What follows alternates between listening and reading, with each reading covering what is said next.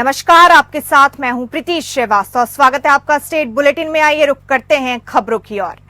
मुख्यमंत्री विष्णुदेव साय ने अपने निवास के पूर्व प्रधानमंत्री भारत रत्न स्वर्गीय अटल बिहारी वाजपेयी की पुण्यतिथि के अवसर पर उनके छायाचित्र पर माला अर्पण कर उन्हें नमन किया। मुख्यमंत्री साय ने इस अवसर पर कहा कि स्वर्गीय अटल जी हमारे राज्य निर्माता हैं। छत्तीसगढ़ वासियों का उनसे विशेष लगाव है। उन्होंने इस भौगोलिक क्षेत्र को नए राज्य के रूप में आकार देकर प्रदेशवासियों की भावनाओं का सम्मान किया। वो बहुमुखी प्रतिभा के धनी थे।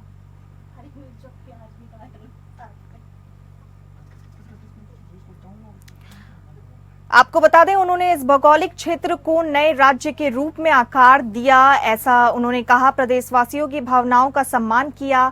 वो बहुमुखी प्रतिभा के धनी थे। अटल बिहारी वाजपेयी जी की पुण्यतिथि पर ये सब कुछ वहां पर मुख्यमंत्री विष्णुदेव साय ने कहा।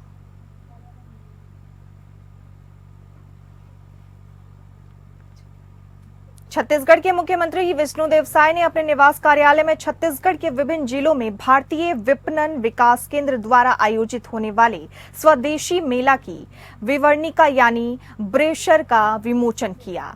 मुख्यमंत्री ने प्रतिनिधि मंडल को कार्यक्रम के आयोजन के लिए शुभकामनाएं दी। गौरतलब है कि प्रदर्शनी का आयोजन भारतीय विपणन विकास केंद्र द्वारा किया जाएगा। भारतीय विपणन विकास केंद्र के मेला प्रबंधक सुबोध चाकी ने बताया कि पिछले 2 दशक से ये कार्यक्रम प्रतिवर्ष विभिन्न जिलों में आयोजित किया जा रहा है। उन्होंने बताया कि स्वदेशी मेला भारतीय उद्यमियों के लिए नए व्यावसायिक अवसर उपलब्ध करता है। ये मेला भारतीय उत्पादों, ग्रामीण, कुटीर और निजी सहकारी सार्वजनिक क्षेत्रों के उपक्रमों के लिए लाभकारी व्यापार उपक्रम के रूप में उभरा है, जिससे इस कार्यक्रम की लोकप्रियता आमजन के बीच बढ़ती जा रही है।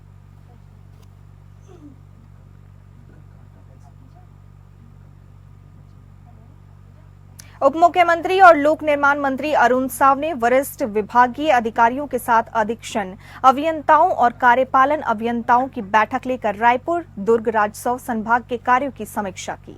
उन्होंने दोनों संभागों में सड़क निर्माण, सेतु निर्माण, भवन निर्माण कार्यों की प्रगति की समीक्षा की। आवश्यक निर्देश दिए। साव ने विधि और विधायी के कार्य विभाग की केंद्र प्रवर्तित और राज्य प्रवर्तित योजनाओं के तहत निर्माणाधीन भवनों की प्रगति की समीक्षा की। उन्होंने इनका निर्माण तेजी से पूर्ण करने को कहा। उन्होंने रायपुर में स्काई वॉक निर्माण का काम भी जल्द शुरू करने को कहा।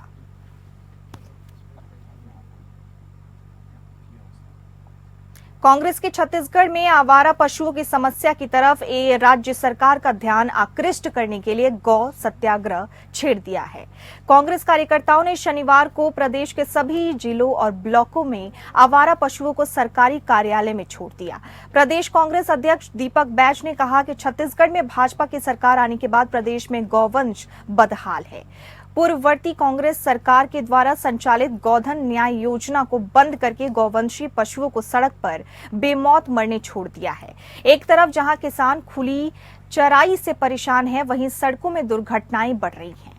सरकार इस गंभीर समस्या का ठोस समाधान नहीं करेगी तो इस आंदोलन को और आगे बढ़ाया जाएगा।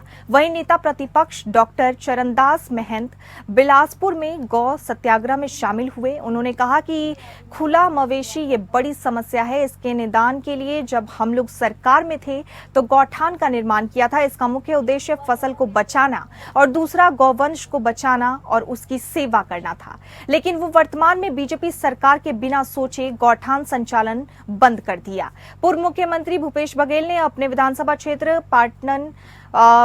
पाटन में गौ सत्याग्रह में शामिल हुए। इस अवसर पर उन्होंने कहा कि कांग्रेस की सरकार ने पूरे प्रदेश में 10,000 से अधिक गौठान बनाकर गायों को गांव में एक जगह रोकने और चारा पानी की व्यवस्था की थी।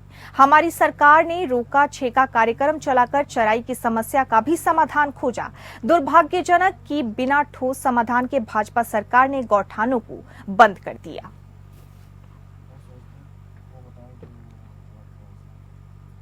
मध्य प्रदेश के जबलपुर हाईकोर्ट ने जूनियर डॉक्टरों को हड़ताल खत्म करने का आदेश दिया है। कोर्ट ने कहा कि अपनी शिकायत लेकर कोर्ट के सामने आए।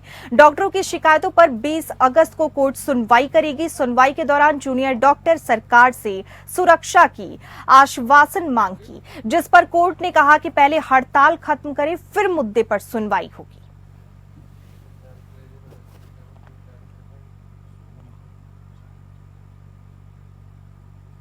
श्री महाकाल मंदिर में भस्म आरती के दौरान बॉलीवुड के डांस मास्टर और रियलिटी शो डांस प्लस के जज और कोरियोग्राफर रेमो डिसूजा अपनी पत्नी लिजेल डिसूजा और इंडियाज बेस्ट डांसर के जज टेरेंस लुइस पहुंचे। शनिवार सुबह होने वाली भस्म आरती में कभी नंदी हाल में करीब 2 घंटे तक बैठकर भगवान की आरती में शामिल हुए रेमो पत्नी और बच्चों के साथ दर्शन करने पहुंचे थे।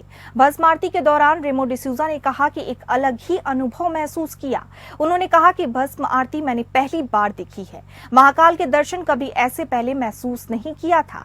बहुत अच्छा लग रहा है। रेमो की पत्नी लिजेल ने कहा कि एक अलग ही अनुभव और फीलिंग है जो आप बोलकर नहीं बता सकते, सिर्फ महसूस कर सकते हैं। यहाँ का अलग ही वाइब्रेशन है जो हमने सुना था, आज हमने अनुभव किया। टेरेंस लुइस ने भी महाकाल दर्शन के बाद कहा कि सुकून सा महसूस हुआ, शक्ति महसूस की, शायद आरती की वजह से और भस्म की वजह से यहाँ ये सब अनुभव किया।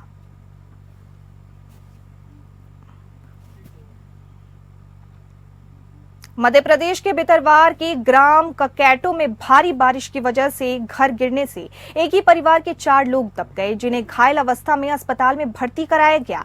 हादसे की सूचना मिलने पर भितरवार विधायक मोहन सिंह राठौर घायलों से मिलने हॉस्पिटल पहुंचे और सभी घायलों से मुलाकात की। साथ ही डॉक्टर से बात कर घायलों के उचित इलाज की बात कही। वहीं सभी घायलों को विधायक निधि से 10-10 हजार रुपए की राशि दी।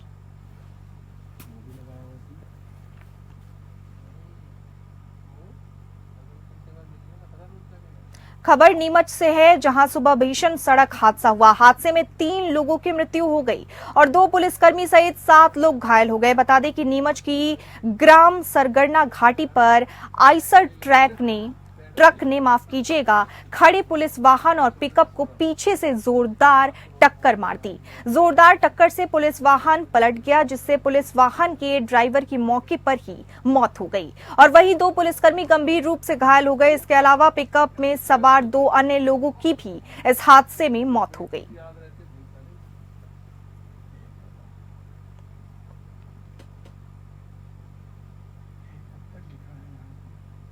बेटी द्वारा दूसरी जाति के युवक से प्रेम करने से नाराज एक पिता ने अपनी ही बेटी को बेदर्दी से मार दिया। उसके गले में साफी लपेटकर बेदर्दी से उसकी हत्या कर दी। हत्या के बाद पिता ने खुद थाने पहुंचकर पुलिस को मामले की जानकारी दी, जिसके बाद पुलिस ने आरोपी पिता को हिरासत में लेते हुए मौके पर पहुंचकर मृतका का शव बरामद किया। घटना ग्वालियर के गिरवाई थाना क्षेत्र के वीरपुर बांध के पास की है।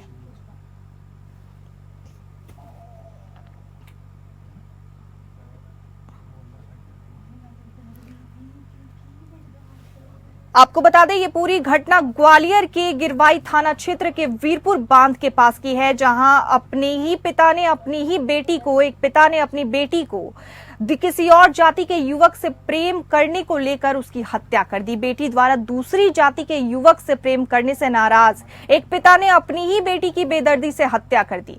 उसके गले में साफी लपेटकर बेदर्दी से उसकी हत्या कर दी, उसकी जान ले ली। हत्या के बाद पिता ने खुद थाने पहुंचकर पुलिस को इस मामले की जानकारी दी, जिसके बाद पुलिस ने आरोपी पिता को हिरासत में लेते हुए मौके पर पहुंचकर मृतका का शव बरामद किया।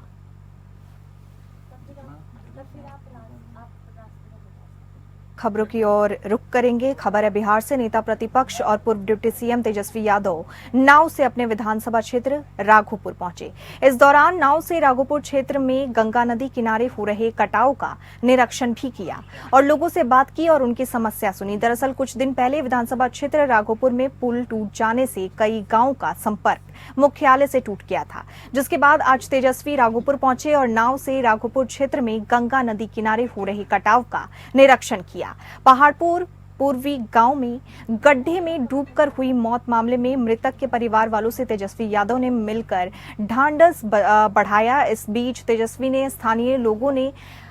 इस बीच आपको बता दें, तेजस्वी यादव ने स्थानीय लोगों से अपनी समस्याएं बताई और उनकी भी सुनी, जिसमें स्वास्थ्य से लेकर बिजली की दिक्कतें शामिल थी। तेजस्वी ने मोहनपुर रेफरल अस्पताल, परिसर में 13 दिव्यांग को ट्राई साइकिल बांटी।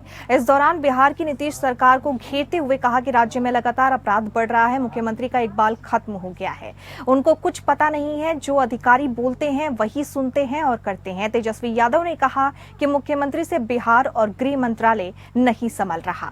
जाहिर सी बात है कि अपराधियों में खौफ नहीं रह गया। वहीं अनंत सिंह का नाम लिए बगैर कहा कि मुख्यमंत्री कहते हैं ना, वो किसी को बचाते हैं और ना ही किसी को फंसाते हैं, लेकिन चुनाव में जिसकी जरूरत पड़ती है उसको जेल से बाहर निकलवा देते हैं और फिर अंदर करवा देते हैं।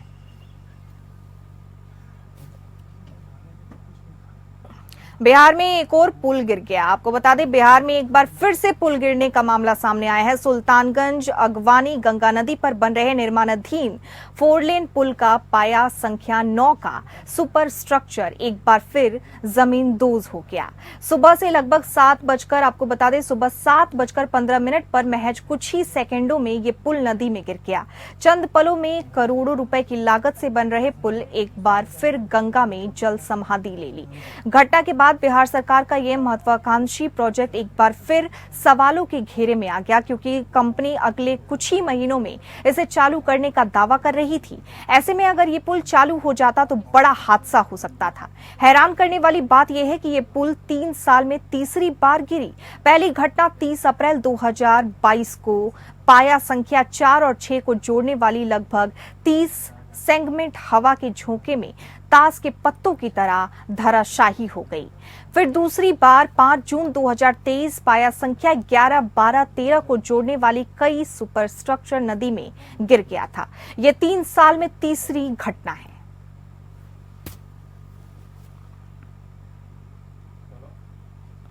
विधानसभा चुनाव से पहले प्रदेश कांग्रेस के नेतृत्व में बदलाव किया गया है। केशव महतो कमलेश झारखंड कांग्रेस के नए अध्यक्ष नियुक्त हुए हैं।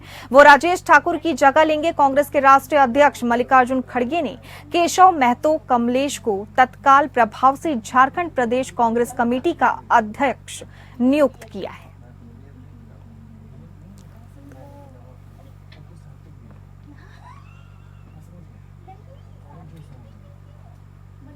झारखंड विधानसभा चुनाव जीतने के लिए बीजेपी ने बूथ जीतने का संकल्प लिया है। रांची के स्वागतम बैंक्वेट हॉल में मंडल अध्यक्षों की बैठक हुई, जिसमें विधानसभा चुनाव को लेकर रणनीति बनाई गई। इस मौके पर बीजेपी प्रदेश अध्यक्ष बाबूलाल मरांडी ने वर्तमान सरकार की वादाखिलाफी और नाकामी को जनता के बीच ले जाने का आह्वान करते हुए मंडल अध्यक्षों से आने वाले विधानसभा चुनाव के लिए तैयार हो जाने का आह्वान किया। 2 सत्रों में आयोजित मंडल अध्यक्षों की बैठक में पार्टी द्वारा चिन्हित कमजोर बूथों को मजबूत कर उसे जीतने पर जोर दिया गया। इस मौके पर मीडिया से बात करते हुए बाबूलाल मरांडी ने कहा कि विधानसभा चुनाव को लेकर पार्टी तैयार है।